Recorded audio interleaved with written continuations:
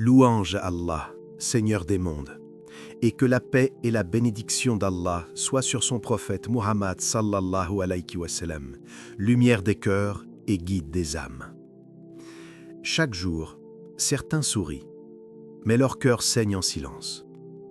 Ce ne sont pas des malédictions qu'Allah leur envoie, ce sont des forges invisibles où se trempe la foi. Car Allah n'élève pas ses élus dans le confort, mais dans le feu de l'épreuve.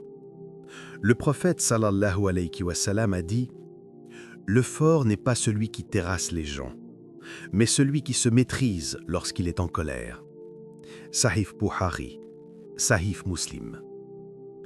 Il y a dans ces mots une vérité que peu comprennent. Car la force dont parle le messager d'Allah sallallahu alayhi wa sallam n'a rien à voir avec les muscles, les cris ou la domination. C'est une force que nul ne peut mesurer avec les yeux, celle du cœur qui lutte contre lui-même. Le véritable combat n'est pas sur le champ de bataille. Il se livre à l'intérieur. C'est celui que tu mènes, seul, dans le silence de tes pensées, lorsque ton âme s'agite entre la colère et la patience, entre le doute et la confiance, entre le désir et la piété. Chaque jour, tu te lèves avec deux forces en toi. Ton nafs, qui t'appelle vers la facilité, la vengeance, l'orgueil, et ton roux, ton esprit, qui t'appelle vers la lumière, la clémence, le retour à Allah. Et chaque épreuve, chaque contrariété, chaque blessure, n'est rien d'autre qu'un champ où ces deux forces s'affrontent. L'épreuve ne vient pas pour te briser, elle vient pour révéler ce que tu caches. Allah ne cherche pas à t'humilier, il cherche à te purifier. Car comment le métal devient-il pur? Par le feu. Tu dis aimer Allah, mais l'amour se prouve dans la patience. Tu dis avoir confiance en lui, mais la confiance se teste dans la perte. Tu dis avoir foi, mais la foi ne se montre que lorsque tout s'effondre autour de toi. Et c'est là que se distingue le fort du fragile. Celui qui maîtrise sa colère quand il aurait pu exploser, celui qui retient sa langue quand il aurait pu blesser, celui qui reste debout alors que tout l'appelle à s'écrouler. En vérité, c'est dans le rappel d'Allah que les cœurs trouvent la quiétude. Sourate Avrahad 28. Mais ce rappel n'est pas qu'un mot répété, c'est un état. Un cœur qui se souvient de son Créateur même au cœur de la tempête. Un esprit qui se calme quand le monde hurle autour de lui. Un serviteur qui, même dans la douleur, murmure « Alhamdulillah ». Chaque blessure que tu portes est une lettre qu'Allah t'envoie. Certains ne les lisent jamais, trop occupés à se plaindre du sceau qui les cache. Mais ceux qui ont le cœur pur voient dans chaque douleur un message « Reviens à moi ». Quand tu tombes, il te regarde avec miséricorde, non pas pour te juger, mais pour t'enseigner comment te relever. Quand tu perds ce que tu aimais, il t'apprend à aimer ce qui demeure, sa présence. Quand tu ne comprends plus rien, il t'invite à abandonner le besoin de tout comprendre et à te soumettre. C'est là que réside la véritable paix, non pas dans la certitude, mais dans la soumission. Car la foi n'est pas l'absence de douleur, c'est la lumière qui la traverse. Le cœur du croyant est comme la mer, plus il est profond, moins les tempêtes de surface le troublent. Et plus il se remplit du dhikr, plus il devient léger, apaisé, invincible. Mais la colère, elle, est le souffle du shaitan. Elle brûle la foi, ronge la sagesse et dévore la paix.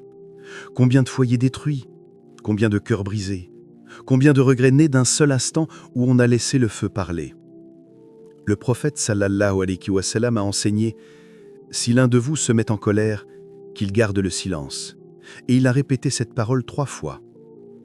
Parce qu'entre le feu et la parole, il y a une seconde, une seule, où l'âme choisit son camp. Celui qui se tait dans ce moment-là, celui-là est fort. Non pas parce qu'il a vaincu l'autre, mais parce qu'il s'est vaincu lui-même. Et Ben Caïm disait « L'âme est comme un cheval sauvage. Si tu la lâches, elle te précipitera dans le gouffre. Si tu la domptes, elle te portera jusqu'au paradis. » Alors chaque colère, chaque injustice, chaque frustration est un test. Vas-tu être cavalier ou monture? Et lorsque tu choisis la maîtrise, Allah te regarde et t'élève, car il aime les muhsinin, ceux qui excellent dans le bien même quand ils souffrent. Tu peux pleurer, tu peux trembler, tu peux douter, mais si ton cœur reste attaché à lui, tu n'as rien perdu. Car ce monde n'est une ombre passagère, et chaque épreuve que tu endures ici est une lumière là-bas. Alors, ne fuis pas le feu. Entre-y avec foi, car c'est dans la fournaise de la douleur que se forme l'acier des cœurs. Et le croyant, forgé par l'épreuve, devient semblable à l'acier trempé, souple devant la miséricorde, ferme devant le péché et incassable dans la foi. Et toi, combien de fois as-tu levé les mains vers le ciel, les yeux remplis de sel, en murmurant des mots que personne n'a entendus? Combien de fois as-tu senti ton cœur battre si fort que tu as cru qu'il allait se briser dans le silence de ton épreuve? Tu t'es dit « Pourquoi moi ?» Tu as regardé autour de toi, tu as vu d'autres rire, d'autres réussir, d'autres goûter à la paix, et ton âme a chuchoté « Allah m'a oublié ». Mais non, il ne t'a pas oublié, il t'a choisi. Car ceux qu'Allah éprouve, ce sont ceux qu'il aime. Il t'a enveloppé d'un voile de solitude pour t'apprendre à ne dépendre que de lui. Même ton silence est entendu, même ton soupir est compté, et même tes larmes, quand personne ne les voit, tombent entre ses mains. Le prophète sallallahu alayhi wa sallam a dit « Allah est plus proche de son serviteur que la veine de son cou. Alors pourquoi doutes-tu de sa proximité lorsqu'il entend le murmure de ton âme avant même que tes lèvres ne bougent? Il t'éprouve non pour te détruire, mais pour te purifier. Comme l'or qu'on plonge dans le feu pour en chasser les impuretés, il t'immerge dans la douleur pour brûler les illusions, les dépendances, les idoles cachées que ton cœur adore en secret. Chaque perte, chaque échec, chaque attente est une flamme qui consume le superflu pour révéler l'essentiel.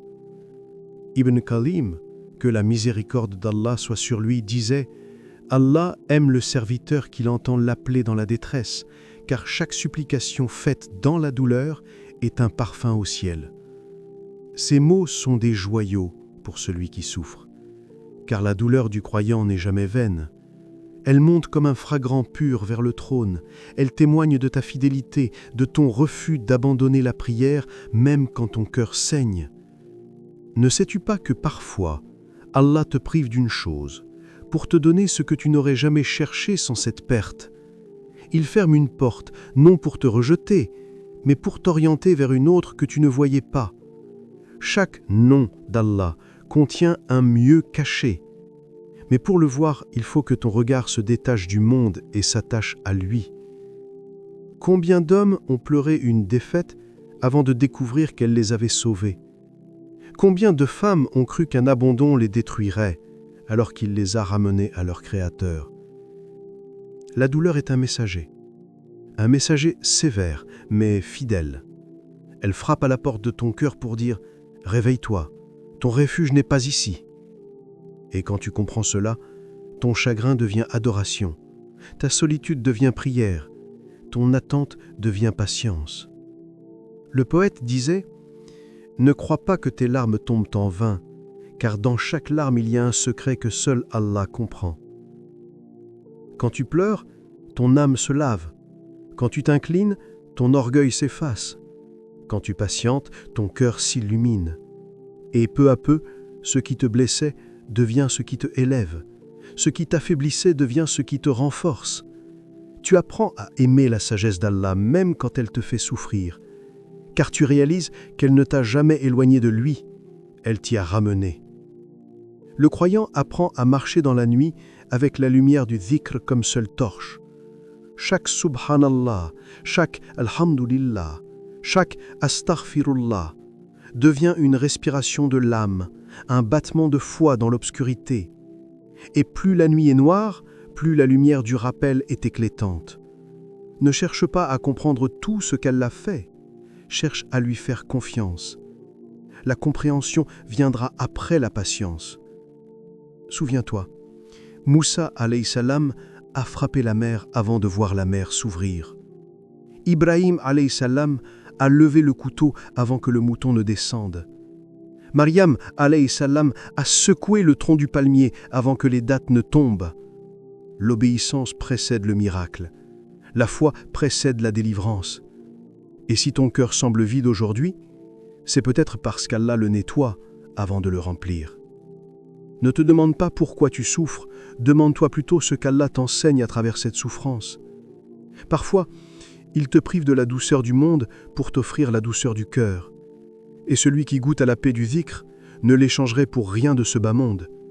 Alors continue d'appeler ton Seigneur, même si les mots s'étouffent dans ta gorge, même si tu n'as plus la force de parler, même si tout en toi semble éteint. Car il entend ce que les lèvres ne disent pas, il voit ce que les yeux cachent, il comprend ce que le cœur ne peut exprimer. Et parfois, le silence du croyant est plus éloquent qu'un millier de prières. Les compagnons, radiyallahu anhum, connaissaient la souffrance, mais jamais la plainte. Ils vivaient dans la pauvreté, perdaient leurs proches, subissaient la faim, et pourtant leur cœur demeurait paisible, car ils savaient que la douleur n'était pas un châtiment, mais un message. Lorsqu'un malheur les trappait, ils baissaient la tête et disaient simplement « Alhamdulillah ala kulli hal » louange à Allah en toute situation. Ils avaient compris que derrière chaque épreuve se cache une sagesse, et que derrière chaque perte, une occasion de se rapprocher d'Allah. Souviens-toi de Bizal radiyallahu anhu. Traîné sur les pierres brûlantes de la Mecque, le dos lacéré, la peau consumée, mais dont la langue ne prononçait qu'un seul mot, Ahad, Ahad, l'unique. Même le fouet ne pouvait faire taire la certitude de sa foi. Car dans sa douleur, il ne voyait pas l'injustice des hommes, mais l'invitation d'Allah à tenir ferme. Souviens-toi de Khabab ibn al-Arat radiyallahu anhu, torturé par le feu, le dos marqué par les braises, et qui disait plus tard à ses élèves « Les compagnons du prophète sallallahu alayhi wa sallam ont vécu des jours où ils ne trouvaient rien à manger sinon des feuilles d'arbres, et malgré cela, notre foi ne vacillait pas. Ces hommes et ces femmes n'avaient pas des cœurs d'acier, ils avaient des cœurs vivants, façonnés par la foi, nourris de la certitude. Leur patience n'était pas de l'endurance aveugle, c'était de la connaissance. La conscience que toute douleur est un décret d'Allah et que nul décret n'est vide de bien. Quand l'épreuve frappait, ils ne demandaient pas « Pourquoi moi ?», mais « Qu'attend Allah de moi dans cette épreuve ?» Et c'est ainsi que naissait leur force. Omar ibn al-Khattab, radiyallahu anhu, le deuxième calife bien guidé, avait pour habitude de dire « Si Allah m'accorde une épreuve, je le remercie pour 4 choses. D'abord car elle n'a pas été pire. Ensuite, car il m'a donné la patience. Ensuite, car il m'a permis de m'en souvenir. Enfin, car il me récompensera pour elle. » Ces mots ne sont pas de la résignation, c'est de la lucidité. La foi transforme la douleur en gratitude et la perte en proximité avec le Créateur. Puis vint Ibn Taymiyyah, le savant prisonnier dont la liberté ne dépendait d'aucune clé.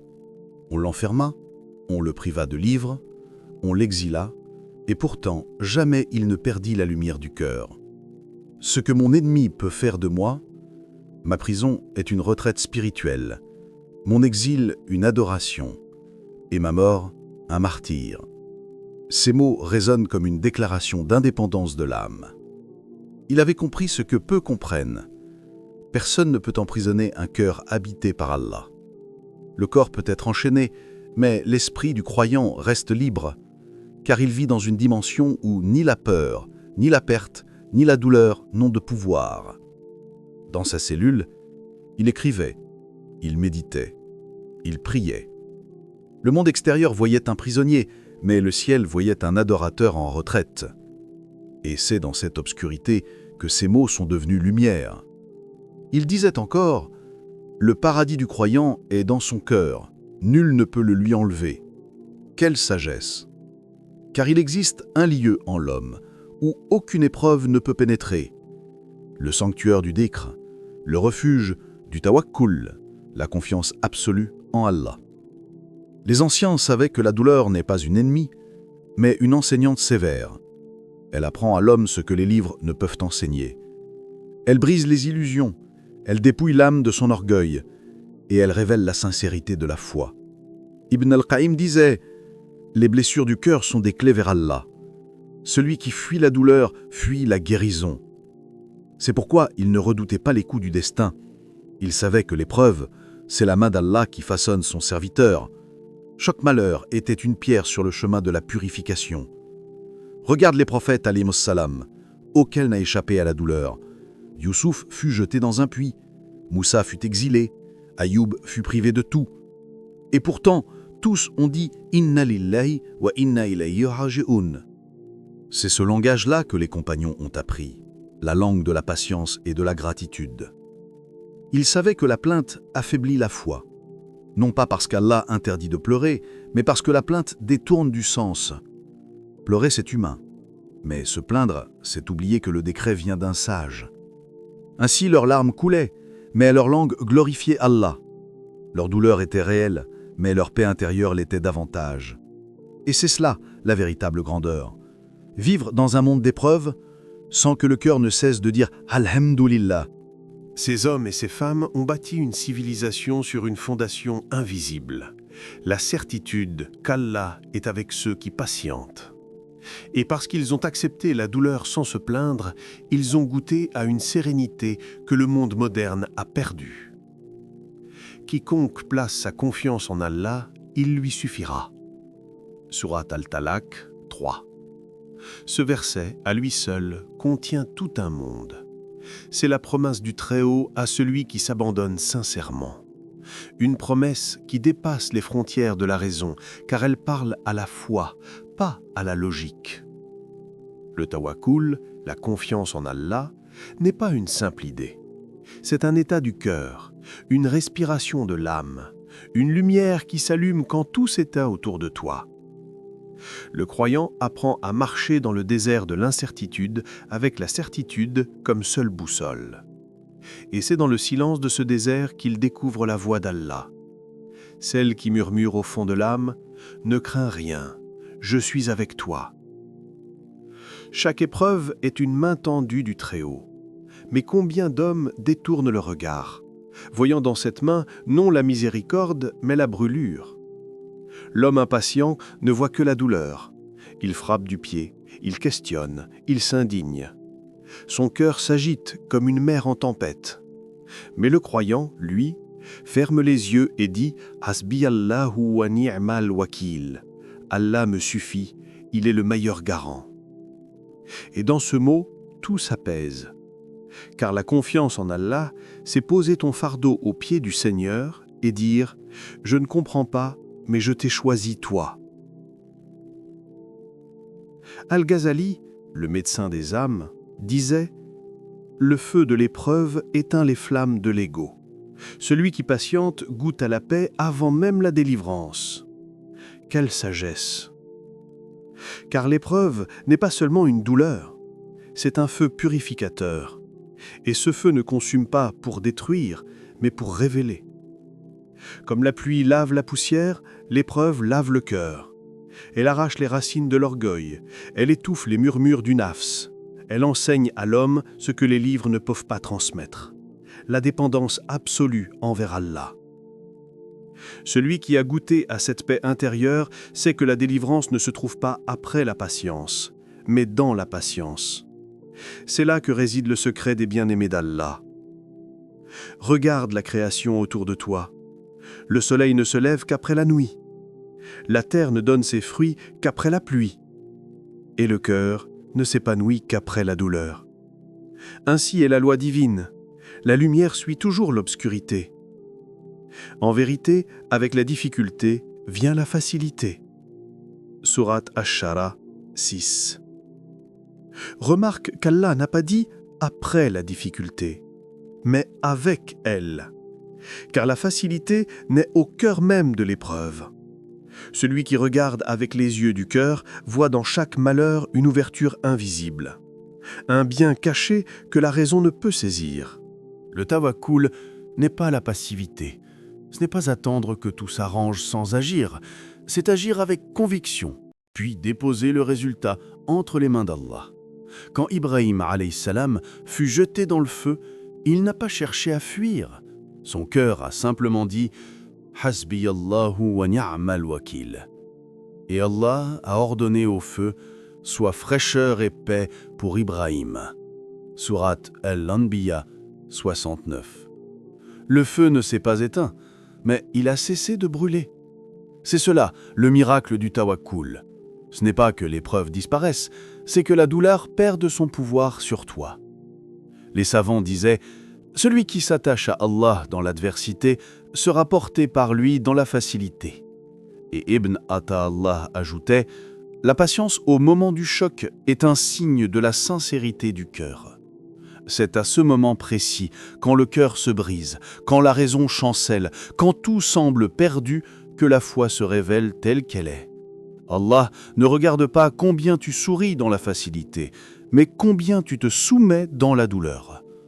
Le croyant qui place sa confiance en Allah marche dans un monde instable avec une stabilité intérieure. Les gens s'agitent, les plans s'effondrent, mais lui sait que rien ne sort du décret divin. Chaque pas, chaque souffle, chaque battement de cœur est écrit par celui qui ne se trompe jamais.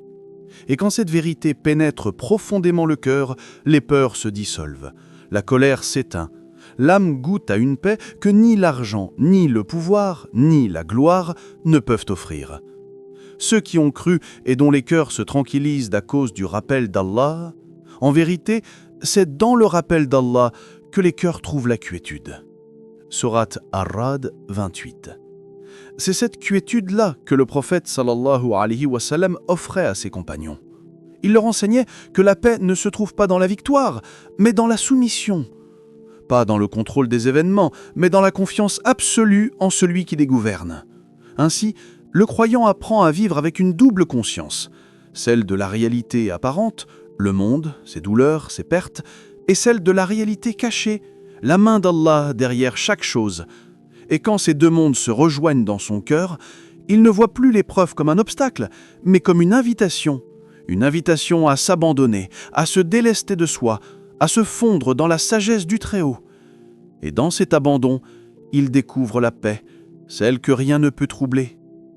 Alors, toi qui écoutes, oui, toi, pas le monde, pas les autres, toi, que restera-t-il de tes paroles au jour du jugement ?